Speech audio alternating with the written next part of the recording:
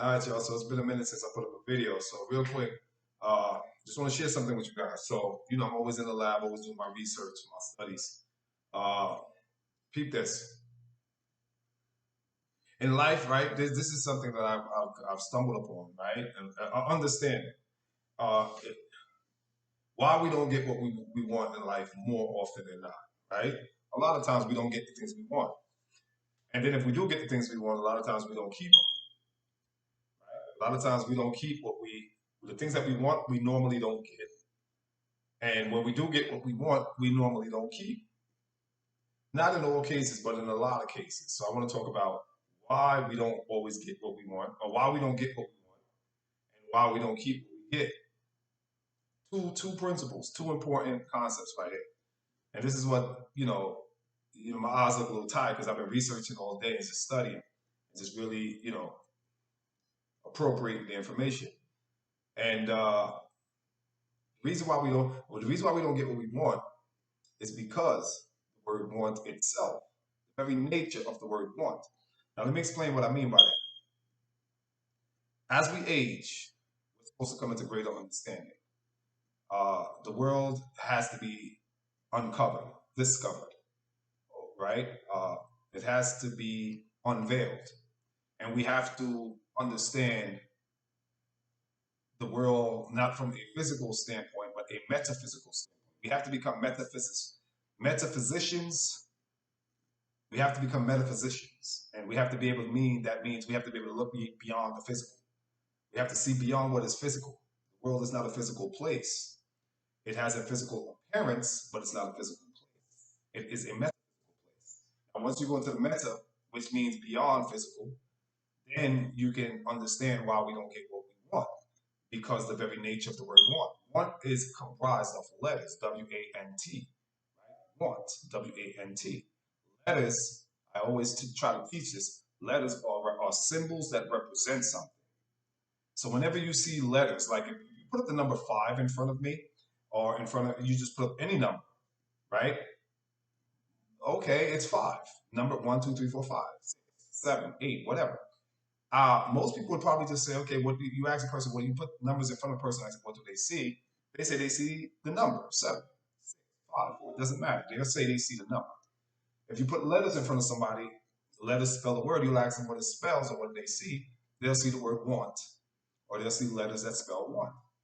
Uh, Meta means seen beyond the physical. In this case, the physical would be the actual letters or the numbers. Now, letters and numbers are nothing but symbols. They're emblematic of something else. So what we all need to teach ourselves and to configure our minds to understand is the concept behind the symbolism, the concept behind the emblematicism, right? Whatever the emblem is, it's emblematic of something else. It's symbolic of something else. So if you see the word want, there are letters that spell that word want. But it's the concept behind the word want that you need to pay attention to. Now, here's why we don't get what we want. In the metaphysical, there are laws, strict and exact laws. Just like you have mathematical laws for algebra, you have mathematical laws for calculus. Remember PEMDAS in school? PEMDAS, what was it? Parenthesis, uh, exponent, uh, divide, add. I think I missed PEM, PEM. It was parenthesis, exponents, multiply, divide, add, and subtract. PEMDAS. That was the mnemonic. Mnemonic is it's a formula. That was the mnemonics that we used to remember how to do a mathematical problem. And if you didn't follow this exact PEMDAS code, you would get the problem wrong. So there's a formula, and that is mathematical science. It's exact. Well, that concept is how the world operates on a broader scale with variations, right? The world operates in exact formulas, sciences, exact laws, exact algorithms, etc.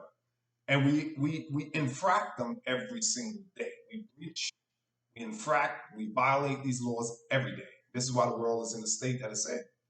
Uh, so having said that, staying on the subject of why we don't get what we want, and when we get what we do want, we end up losing it most often, is this. The word want, like I said, the very nature of the word, the letters represent what do the word WANT, the letters, what do they actually represent? What is the concept behind the word?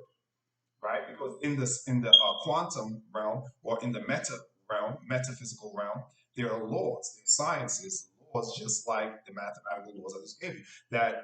That those laws are exact and precise, and when we break them, we're in violation and we incur the negative aspects of those laws. So here's the science. The word want, if you go to any standard dictionary and look it up, it means insufficiency, inadequacy, lacking, right? So if you want something, that means you don't have it, because in the quantum or in the metaphysical, there's a law called polarity, which means the opposites, right? Everything comes in twos. There's two aspects or two poles to everything. So when you say you want something in the metaphysical, the law, remember there's rules. In that realm, the rules are like attracts like. In our physical, in our physical dimension, it's opposites attract. Two magnets, north and south, or poles, two opposite poles, positive, negative, attract. But in the metaphysical, the laws are totally different. Like attracts like. So when you say you want something, because the very word want has its own frequency, its own vibration, what the word, and it just means motion, and frequency means the hertz, the cycle per second that the word vibration resonates at. What that word, when you want something, when you're saying, I want this, I want that, I want that, what's being received to the universe, what's being received to the fields, or the several planes of existence, what's being received is lack, right? You're attracting lack to yourself. When you say you want something, how the science works is the language of the universe is interpreted as lack, because that's what the word want means. You lack, you don't have something. So you're lacking. You're inadequate, you're insufficient, you're delinquent, right? So when you say you want, you want, you want, what's being interpreted by the forces around you. And again, like attracts like, is what you're saying is you're putting yourself in a state of want. That means you don't have. And that's what's resonating in your subconscious thinking. And your subconscious thinking is emanating that, radiating that out into the fields of existence or the fields of probability, because we live in a universe of probability. And like attracts like in the universe of probability. So you're saying, I want, the universe is receiving that signal as lack, insufficiency, not having, delinquency, desiring, all these I don't have. And it's going to return to you that because of the laws of attraction or laws of cause and effect, which overlap with the laws of attraction. So you're overlapping cause and effect with laws of attraction, and you're bringing want, you're existing in a state of want and attracting more want to yourself, which is nothing because you don't have it. So you're attracting more of the same thing. The more you want, the more you're going to keep attracting want. And the more you keep attracting want, the more you're going to want. And the more you're going to want, the more you're going to keep attracting want. So you're repeating a cycle in the metaphysics or in the meta world. They call that a feedback loop. Now you're stuck in a feedback loop of wanting, and the more wanting you want, the more wanting you get from the universe, and then you're stuck in this field of want. You can't get out. You're like, man, why I can't get this job? Why I can't get this? Well, here's the secret now. Want to know how to get out of that feedback loop? Oh, this is some heavy stuff right here, but it's smooth. I like this one right here. Let y'all wait a little bit. You know what I mean? If I have anybody watching, my page don't got nobody. I'm like speaking to myself, whatever. I'm an audience of one. I love me. Uh, I love what I be saying. So what is it? I kind of got sidetracked, trying to like keep the confidence. I'm fronting, y'all. Come on. If somebody get my numbers up, watch my page. I feel alone over here, but I'm gonna keep the work going. What is it? Oh, here's it. So how you get out of that feedback loop of one, and how you change that cycle, right? How you change that vicious cycle, because that's what the feedback loop is called, a vicious cycle, because it's usually destructive. It can be positive. I'll tell you about that later with credit cards and how success and all that, but that's another story. But in this concept, it's destructive because it's keeping you in a state of want. The more you want, the more you want, the more you want. You stop. How to get out of that is this. You have to break that by understanding that you don't get what you want, get what you are. Very simple, but it's profound. It's heavy. If it really registers, if you guys really sink into this, if you really get this, it's heavy. You don't get what you want in life, you get what you are. What you are, meaning what you say you are. Are is a conjugated version of the verb to be. You have is, you have am, was, were, are, has been. Those are all conjugation of the verb to be. Being would be the participle of the verb. Why is that so important? Because the verb to be is to be or not to be. That is the question. The verb to be is everything. When you are applicable, applying it to your life. Practicable, I don't know if that's a word, but it sounds applicable, applicable, applying it to your life. It is a beautiful thing. The verb to be, Shakespeare, to be or not to be. That is the question. You don't get what you want, you get what you are. What you are is I am. Because again, I, first person subjective pronoun, am, conjugation of the verb be. Whatever you are, that's what you will get. What I mean by that, further expounding and extrapolating, meaning coming to some kind of conclusion based off data and information that we have processed, is that you will attract to you what you are, not what you want. The state that you reside in, that you are dwelling in. Be means to exist. And the word be, when you add ing, it becomes a participle. It's now considered a constant or a continuous verb. And we know verb means an action. So be in means that you are continuing. You're on a continuum, in perpetuity, perpetually residing or existing, because that's what it means. You're existing continuously, perpetually, in perpetuity. You're continuing in a state, a condition, a circumstance, a psychological atmosphere, a mental paradigm. You are existing in this state, and that's what you are, right? You are. I am. You see how that works? I am first person. You are.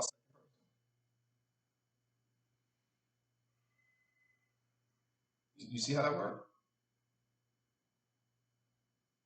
So if you want to attract something, be the thing that you want to be. In other words, you got on Wall Street, they said you got to act as if. That's what that means. Act as if. Be the thing you want to be. You have to be the thing you want to be. Not want the thing you want, but be the thing you want. You can't want what you want. You have to be what you want. You want to be an entrepreneur. You want to be a owner operator, you want to be a CEO, you want to be a manager, you have to start being the thing you want. Not wanting what you want, but being what you want. So you have to walk the walk, talk the talk. You have to resonate, vibrate, the law of vibration. Nothing is at rest. Everything is always in constant motion.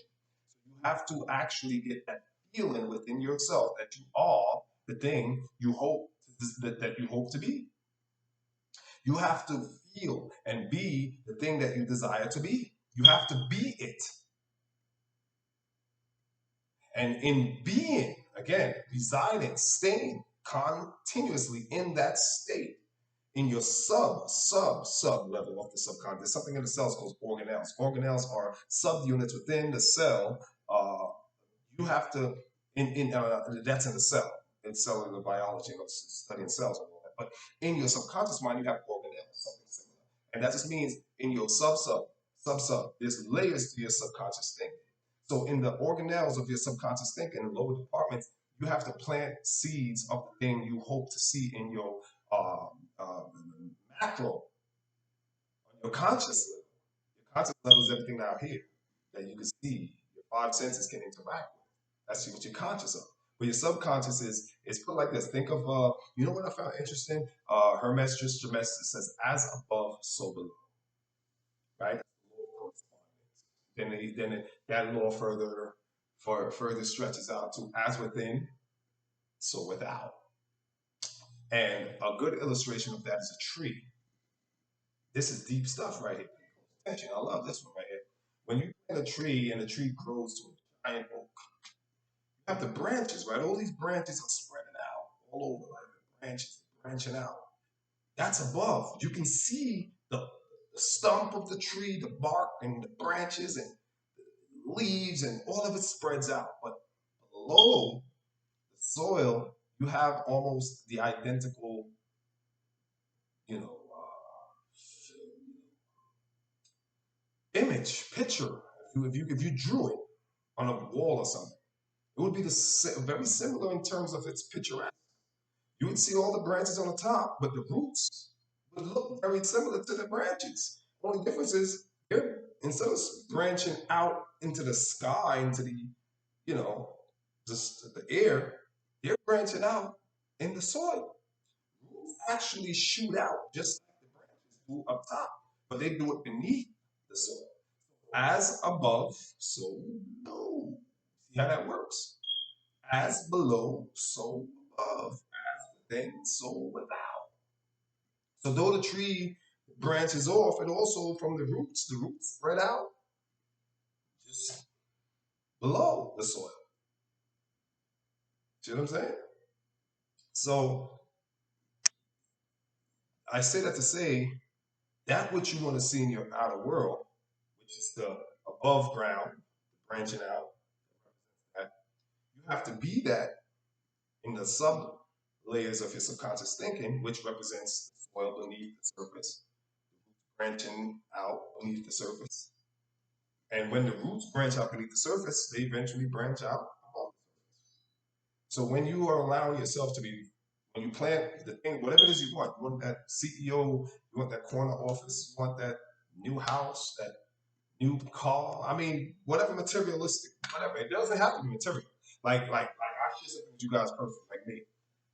I want to be I want to be a very powerful motivational speaker. That's what I want. I want to be like a motivational speaker. I want to be able to speak life into the dead, like quicken the dead, like resurrect the dead, right? Metaphorically, of course.